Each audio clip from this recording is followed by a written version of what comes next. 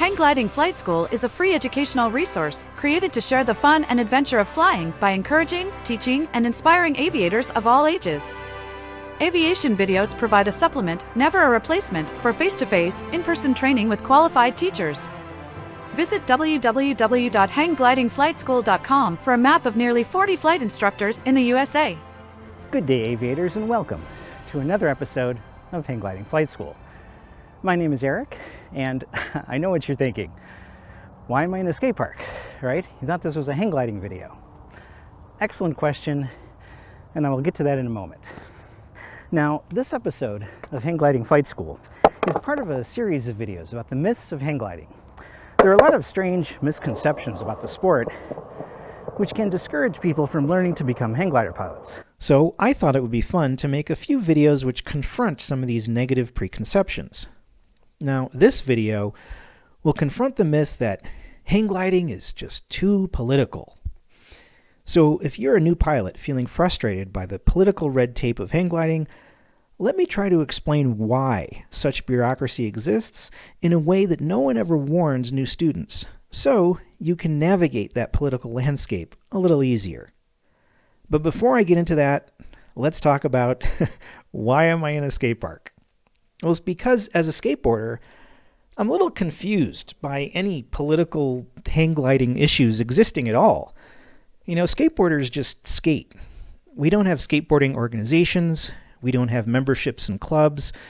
We don't have third-party insurance. We don't have schools or instructors. We don't have skill rankings. And we certainly don't need special permission from more experienced skaters to ride at a certain location.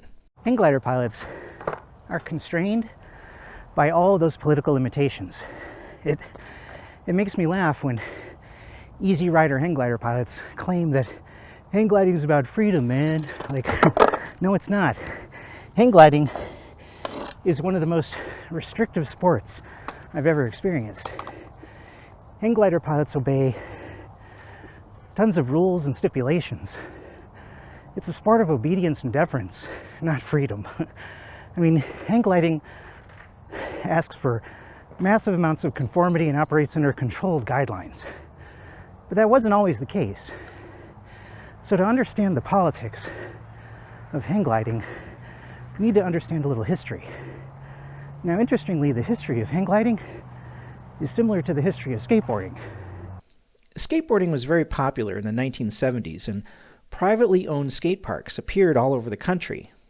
Unfortunately, litigious parents began suing skate parks every time their clumsy children skinned a knee.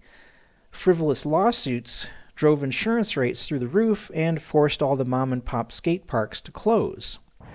With all the skate parks shut down in the 1980s, skateboarders had nowhere to skate. So we started street skating in urban areas, mowing down haughty yuppies in business suits and developing a bad reputation as little punk rock degenerates.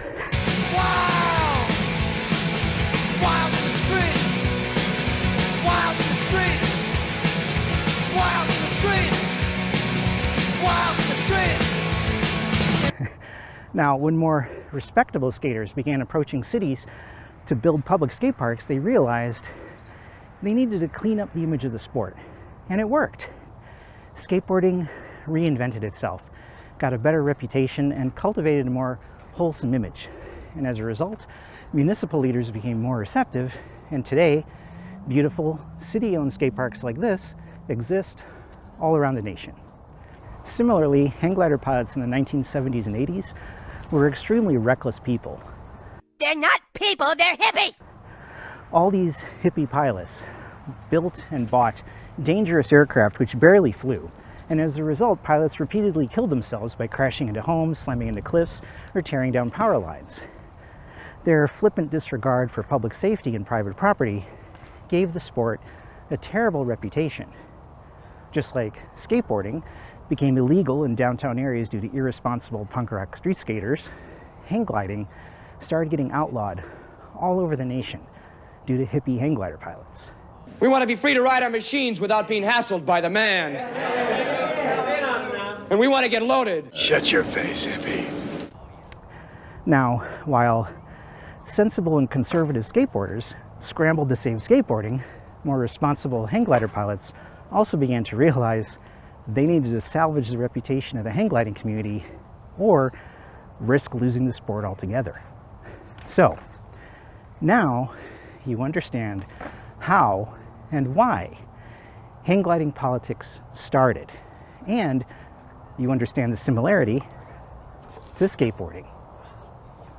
So, who legally controls hang gliding? Well, civilized countries all around the world have rules and regulations about hang gliding. I'm not educated on the flight rules outside the United States, but legally speaking, within the United States, the Federal Aviation Administration is the only entity which legally governs hang gliding, and they pretty much give us total freedom. According to FAA Part 103, we don't need certifications or ratings or permission or anything to fly hang gliders. Also note, the federal regulation specifically states there are no age restrictions. Therefore, if a school or club claims that you have to be 18 to be a hang glider pilot, that is their policy, never a legal requirement. You can start training to fly hang gliders at any age. I personally know hang glider pilots who range from 14 years old to 90 years old. In fact, you don't need any special certification to become a teacher either. You could literally buy a used hang glider, go to a hill in a park, start teaching your friends, and calling yourself an instructor. I do not recommend that you do that, since you and your friends will probably kill yourselves and injure other people.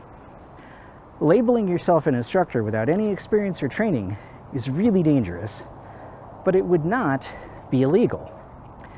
Now, in Advisory Circular 103-7, released in 1984, the FAA also specifically states in paragraph 4, subparagraph E, the actions of the ultralight community will affect the direction government takes in future regulations. The safety record of ultralight vehicles will be the foremost factor in determining the need for further regulations. That stipulation was a direct threat to all those careless and negligent hippies who gave hang gliding a bad reputation in the 1970s and 1980s and almost destroyed the sport. The government mercifully conceded, as long as hang glider pilots behave and remain safe and responsible aviators, the federal government will continue to allow us to fly freely. Society permits your freedom only to the degree that you remain civilized. The politics of radio transmissions.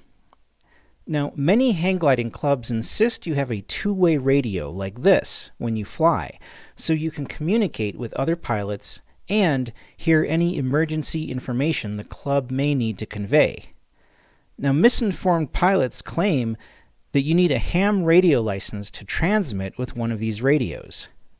United States Code Title 47, Chapter 1, Subchapter D, Part 97, Subpart E, Paragraph 97.403 explicitly permits unlicensed transmissions for the safety of human life. Paragraph 97.405 also gives additional permission for emergencies and situations of distress. Considering the risks associated with flying, the limited quantity of transmissions being done on exclusive channels, and these clearly worded legal exemptions, it's obvious you're not going to get arrested if you fly with one of these radios without a ham radio license. Transmitting on these radios for the purpose of maintaining a safe flight pattern is 100% legally permissible. Scaring new pilots over the legality of these radios is just more nonsense in hang gliding politics. The politics of flying sites. When it comes to flying sites, the politics and legality can vary immensely. I mean, for example, there are public flying sites where you're allowed to fly anytime you want and you don't need any special training or permission to fly there. Now, there are also sites on people's own private property, which are obviously allowed to create any rules and regulations that they desire. Those restrictions also extend to things like insurance. Many hang gliding clubs claim that they need to maintain insurance policies. But remember, there are no laws requiring special insurance to fly hang gliders. Whether you can fly without restrictions, or you have to sign a waiver, or your club needs insurance, all of those stipulations only happen when flying sites are controlled by landowners who are demanding those prerequisites. All restrictions over launches and airfields are instituted by the custodians of that property, whether the land is publicly or privately owned. Thankfully, as a new pilot, the politics behind this type of complicated land ownership isn't your concern. But it's good to understand how complex the geopolitics of flying sites can potentially become.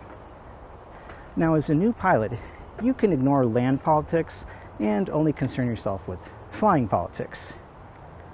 Hang gliding politics for instructors. The largest hang gliding organization in the USA is the United States Hang Gliding and Paragliding Association, also known as the USHPA, and formerly called the United States Hang Gliding Association, or USHGA. Founded in 1974, the USHPA is kind of like a voluntary version of the DMV, or BMV as it's called in some states. Now, if you drive a car, you need a driver's license issued by the DMV. But unlike the DMV, you're not legally required to join the USHPA, and there is no such thing as a hang glider license. Solo pilots are not required to join the USHPA in order to fly hang gliders, and the USHPA honestly admits this fact on their website.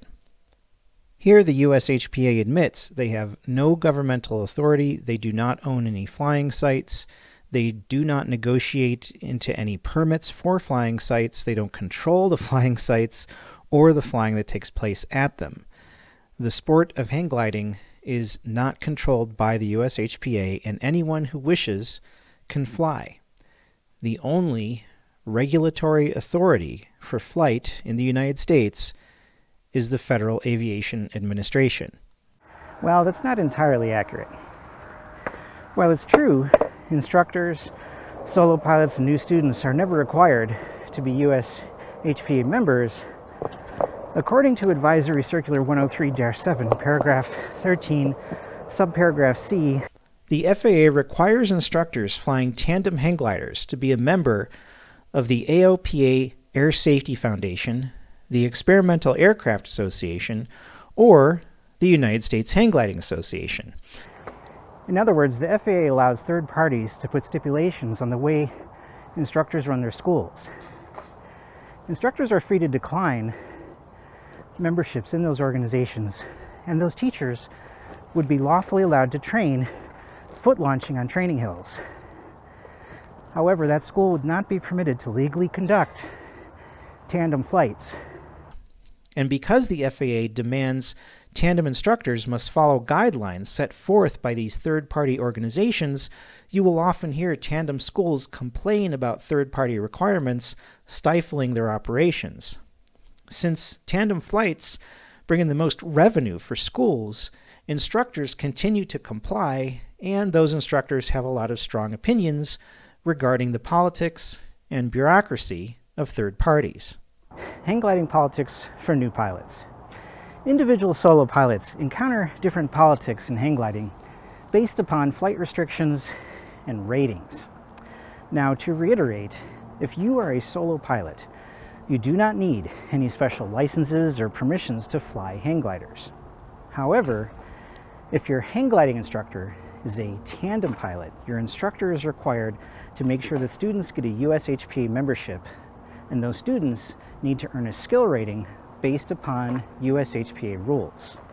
Here you can see those 6 basic ratings and their names, and you can also see the skills required to earn those ratings. So a Hang 0 or a student is your first day when you've learned some basic concepts.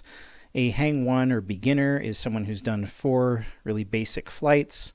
A Hang 2 novice is someone who's done 3 landings in a 100-foot target from a minimum of a 100-foot launch and has done at least 25 flights, and so forth.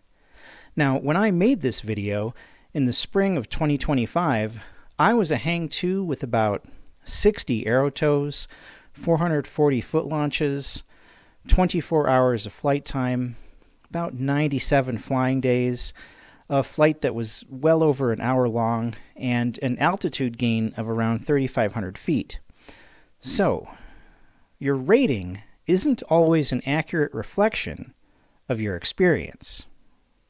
Regulated flying sites are also given corresponding ratings by the clubs who oversee them. It's kind of like how ski slopes have different difficulty levels like beginner, intermediate, expert. Hang gliding launches are also ranked in difficulty from Hang 1 to Hang 4. The difference is if you're a snowboarder, you're free to ride whatever slopes you want, regardless of your experience. No one polices ski slopes or restricts you from riding them. In hang gliding, administrators of regulated flying sites militantly guard their launches and will not allow you to fly if your skill rating is lower than the site. So if you're a Hang 1 pilot and your local mountain only has Hang 3 launches, that's too bad, you're not allowed to fly there. Now, we've all seen movies and news stories about the locals only surf gang mentality where surfers guard their spots and won't let any outsiders surf there. Okay. I know. This is where you tell me all about how locals rule and yuppie insects like me shouldn't be surfing the break and all that, right? Well, in some places, hang gliding has the same antiquated attitude. There are flying sites where even if you have the proper rating, the locals may not want to let you fly. So you spend all that time and money and effort earning higher ratings, and they don't mean anything. Some flying communities are rigid and strict and insist that you have a specific rating to fly that site, even if your experience is greater than that rating. Other flying communities are far more lenient and trust you to be a mature, responsible pilot, aware of your skills and limitations, and ratings are irrelevant. When I first became a hang glider pilot, I flew for over 2 years and logged over 10 hours of airtime and was doing mile-high solo thermaling flights without any ratings at all. There are droves of pilots in the sport with far more experience than their rating implies. This is why ratings often become an exasperating political deterrent to new pilots. If you invest all the time and money into training and earning your Hang 1 or Hang 2 rating on a training hill, but you live in an area where all the mountain launches are rated as Hang 3, how are you supposed to learn and progress in your skills if the local surf gang won't allow you on a Hang 3 launch? This causes many pilots to abandon the sport in frustration. Numerous pilots become spiteful of ratings because you don't earn ratings based upon your actual skills or your logged flights. You earn ratings by paying instructors to observe your flights and sign off on them. So as a result, countless pilots grow irritated and reject ratings as childish and irrelevant gold stars pasted on a grade school leaderboard. Other pilots proudly flaunt their ratings like bratty kids who earned more merit badges than you. Naming ratings with titles like novice, intermediate, advanced also deceives hang glider pilots into believing they have advanced skills after a meager 250 flights. Nothing is more dangerous in aviation than being complacent or arrogant.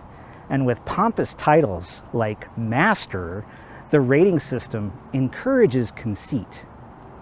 Now, I personally know some of the most experienced hang glider pilots in the world, but I have never met anyone who mastered hang gliding. We never stop learning in skateboarding or in hang gliding. There's a saying among fighter pilots: build confidence, suppress arrogance.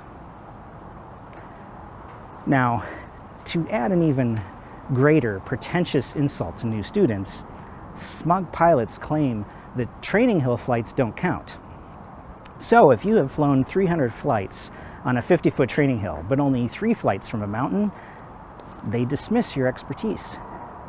The Wright brothers, first flight, Lasted 12 seconds, traveled 120 feet.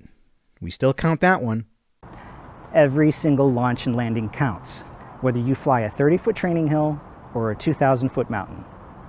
You don't need to know anything about hang gliding to understand that any pilot who has 300 smooth training hill flights in the past year is going to have far better launch and landing skills than someone who did 10 sketchy mountain flights.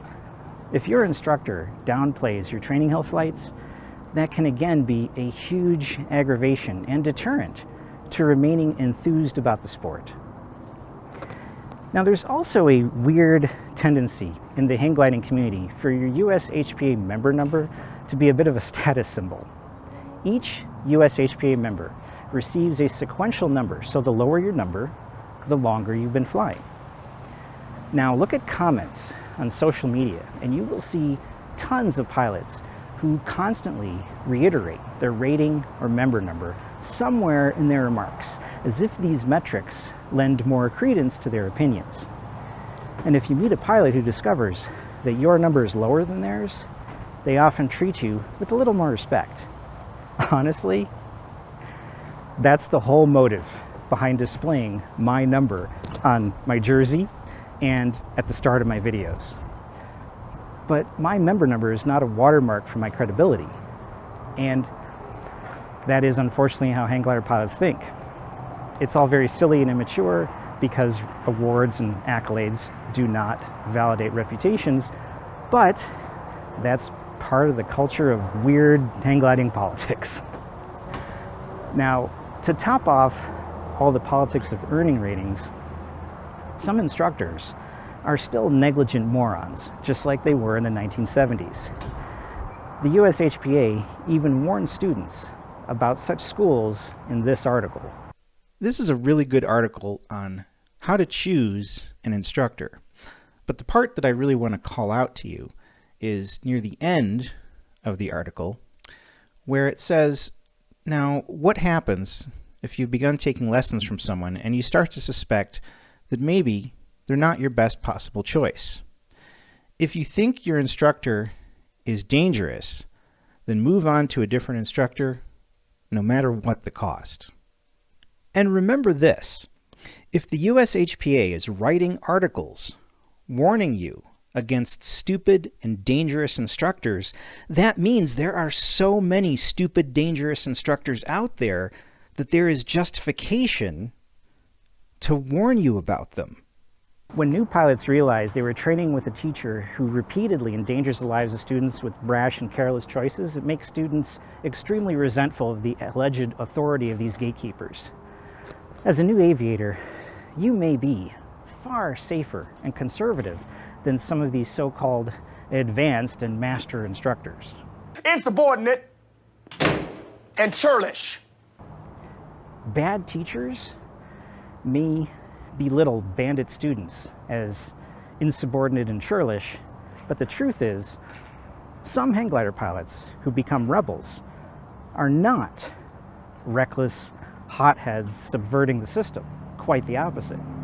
Many mutinous pilots who sidestep the hang gliding community are fledgling aviators protecting themselves because they have discovered their local flying community is dangerously irresponsible, and it's far safer to go it alone than to associate with nephrotic pilots. Here is a good example of a new pilot experiencing that type of frustration. This is an article published in a magazine about national parks, where a hang glider pilot was forbidden from flying at a certain location, and that pilot had experienced a lot of this prejudice because he didn't have the proper sign-offs. And he says, after going through 2 instructors that just never quite felt like signing off on my paperwork and watching them kill a student, I decided to go solo, as have most of my flying buddies. That kind of attitude is exactly the way all pilots should behave. Never be subservient to dangerous instructors who risk your life. Walk away from them, find a new place to train. Now, naturally, the USHPA tries to encourage enthusiasm for ratings, telling pilots, The training and rating system we have now is built on the sacrifices of those early pioneers and the knowledge gained over 40+ years of teaching our sport. Then, the article goes on to say that your rating is much more than just a merit badge. It shows you have demonstrated a level of flying skill that has been objectively measured, and you've completed a test of your knowledge about the rules of flight and how our wings operate.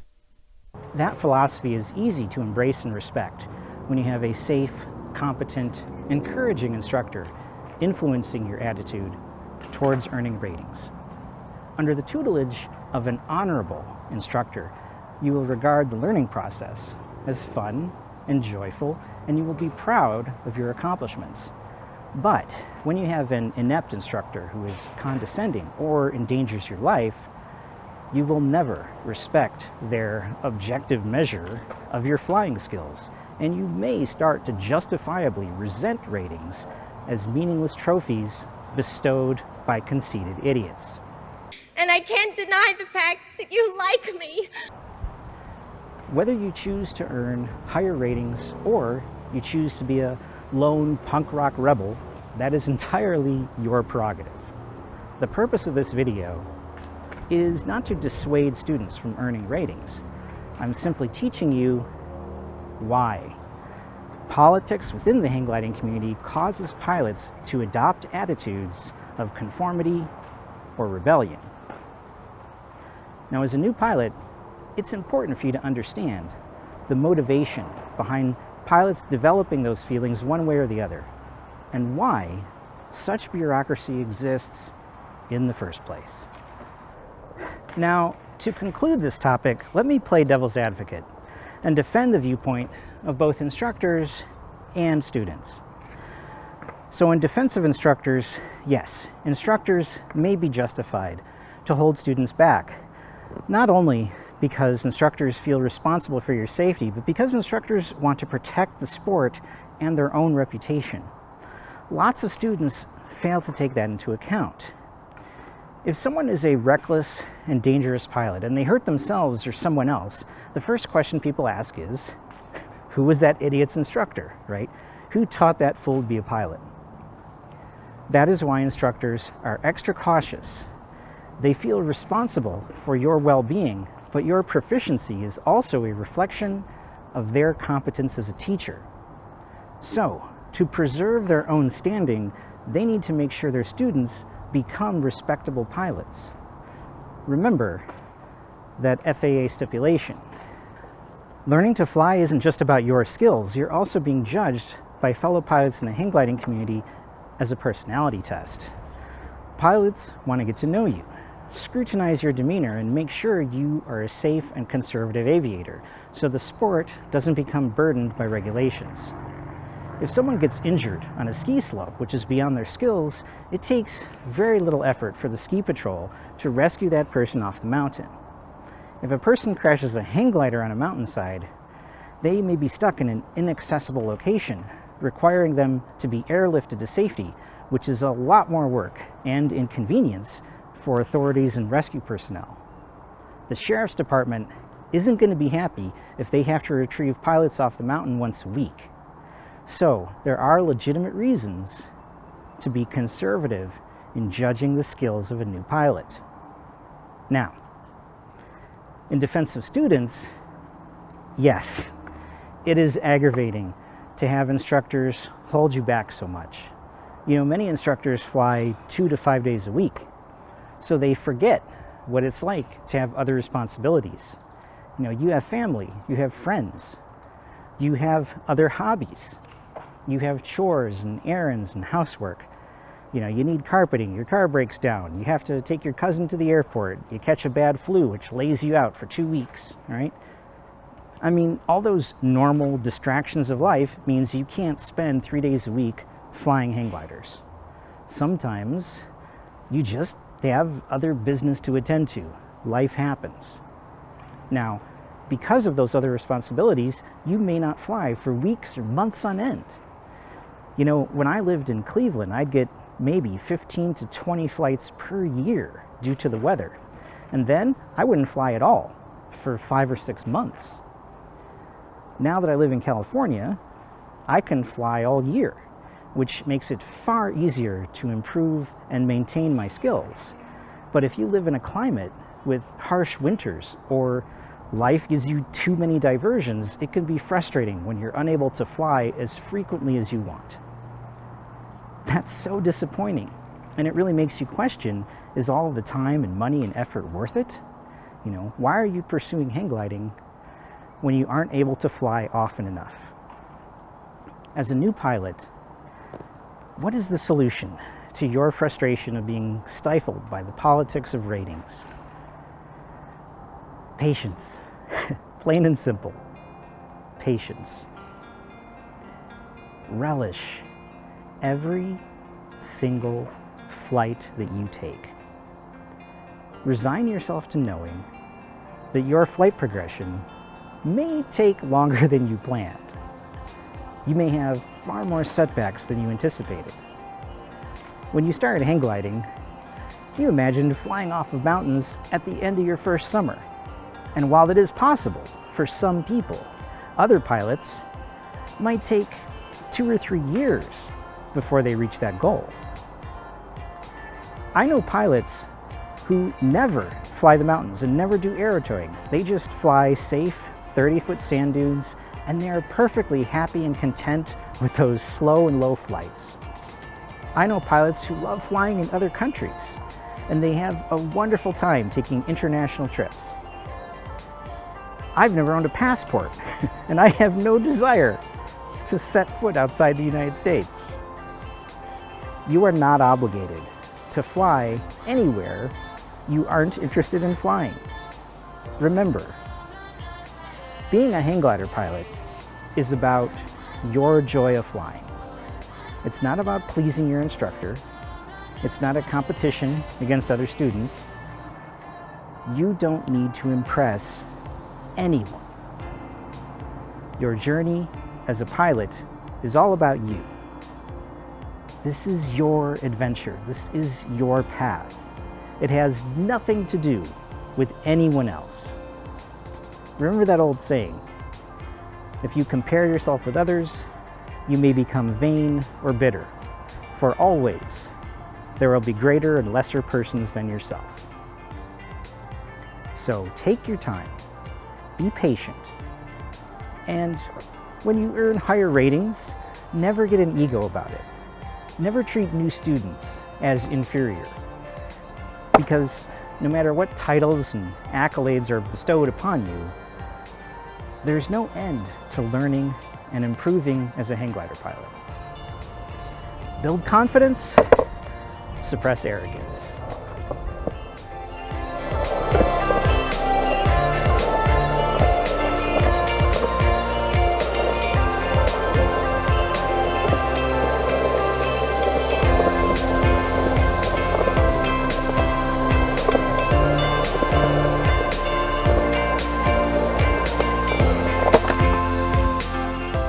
Thank you so much for watching this episode of Hang Gliding Flight School. I hope this episode has helped you see things in a new way, inspired potential aviators to join the sport, and encourage existing pilots to evangelize it. Be sure to check the Hang Gliding Flight School website to find a worldwide map of instructors near you who will train you to become a hang glider pilot. And remember, my friends, in the words of Ray Bradbury, you've got to jump off cliffs all the time and build your wings on the way down.